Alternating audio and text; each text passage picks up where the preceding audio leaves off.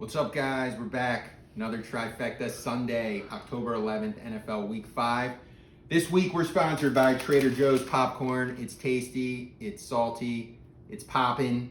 It is a poppin' as it's NFL Week 5 NBA Finals. Let's get to it.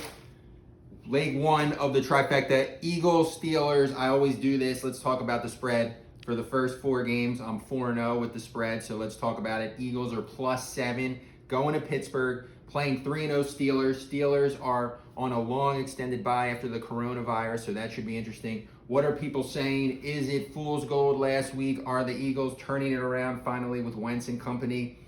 I'm not buying it. I would say I'm not touching this game. I'll get to that in the third leg. What I'm playing, Eagles are going to lose by double digits, probably 14 to 17 points. I'm thinking like 28-14, 28-10. Maybe they get a garbage touchdown. There's no way the Eagles get this within 10 points.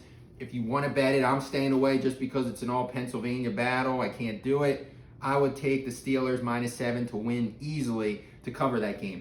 I just like the trifecta they got with Big Ben back, Juju, Connor, and that defense, J.J. Watt's brother, T.J. Watt. Pittsburgh looks the real deal. I know what they're saying. Their secondary isn't that good. They're giving up a ton of long, distant bombs. But who does Carson have to throw to? You don't have the speedster Rieger. You don't have the speedster Deshaun. Alshon's not playing. Ward's going to catch some balls for you. Ertz is going to catch some balls, but you don't have the deep ball. Unfortunately, it's just not going to happen. I still don't think the Eagles are a good team. I think they're going to win 3 games in total, which does nothing for us. So if you're betting, go with Steelers -7. Second leg of the trifecta, guys, before we get to rapid fire, let's talk about NBA Finals. My goodness, if you guys know, my biggest love of all sports is the NBA, college basketball over football with the close second.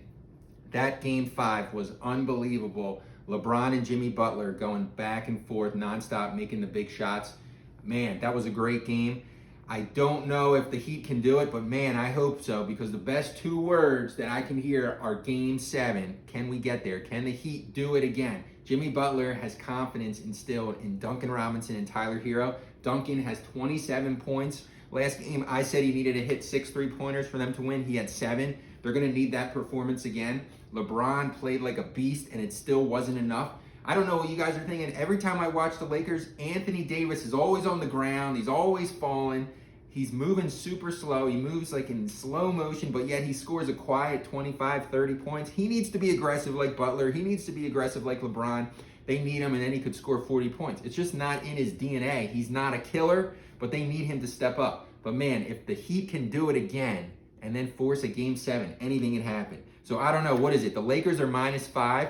I'm going to say the Heat are going to keep it close. I'm hoping they can win outright to keep the series going, but we'll see what happens. And then before we get to trifecta number 3 of the league, let's talk about this. This was the most interesting argument I've ever heard because we're talking about LeBron. LeBron and Jordan, who's better? I've always said Jordan is better, 6 for 6 in the finals. He was a killer. We saw The Last Dance. He didn't stop for nobody or nothing. It was all business. But now, when you start looking at the statistics, you see LeBron has played 160-plus playoff games. That's 2 full NBA seasons. He's like first and second in almost every key category, like points, assists, rebounds, wins, triple-doubles, 20 in 10 games. It's unbelievable. He just keeps doing it. But the most important factor that I heard, which is sort of shifting me to maybe thinking LeBron is better, is this. When you watch the end of Game 5, LeBron had 4 guys on him and still made the pass to Danny Green, who just couldn't make the shot. LeBron makes crazy baskets time and time again, double and triple teamed. If you go back to the 80s, defense was totally different. Jordan was getting single coverage the majority of the time. Very rarely was he double teamed like LeBron is double or triple teamed. Single coverage, so when you think about Jordan's prolific move, that fadeaway, that was always on single coverage. When you think about the NBA playoffs against Portland, 7 3-pointers in the first half, that was single coverage. The Craig Elo shot on Craig Elo, single coverage. They didn't double him to go in the playoff advance. When he played Byron Russell in the Utah Jazz, that last shot, single coverage. I'm trying to go back to the records and see, was Jordan double and triple team making these crazy shots?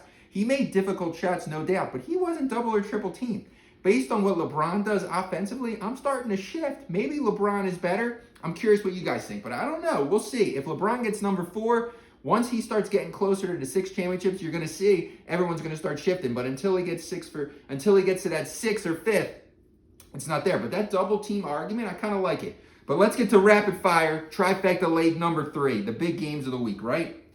We already talked about Eagles Steelers. I'm not touching that. But let's get to other games. Washington and Rams. Rams are a 7-point favorite going cross country on the road. It's a 1 o'clock game. You know what? Washington bench Haskins. They're bringing in their backup. I still like the Rams to win by double digits. Aaron Donald in that defense. I think Sean McVay plays really well against NFC East teams, NFC teams on the road early games. I like the Rams to cover, win by 10 plus easily. Take that game. And then what else? Giants, Cowboys, the 4 o'clock game. Giants are on the road. They're an 8.5 underdog. And you know what? That is a given. That's a thankful thing to give. 8.5. It should be like 18.5. Dallas, all they do is score points. Giants can't score. I know Dallas's defense is like Swiss cheese. There's no way the Giants can put up any points. Dallas should win that game by 20. Take Dallas minus 8.5. That's a gift. And then the third game I really like, guys. Let's get to it. Where is it? Dolphins, 49ers. 49ers at home. 8-point favorite against those Miami Dolphins. The Dolphins still, they always keep it close with Fitzmagic playing at the helm. 49ers don't have Mosher. Jimmy G's not decided. We don't know about Bosa, Solomon. There's a ton of injuries on the 49ers. Kittle's still going to go. I just can't see the 49ers winning by 8 or more. I think that game's going to be a 3-4 point game. So I would say take the Dolphins to cover that. And then bonus trifecta, guys. The final game. Let's talk about Jaguars-Texans. Texans are a 5.5-point favorite at home against the Jaguars.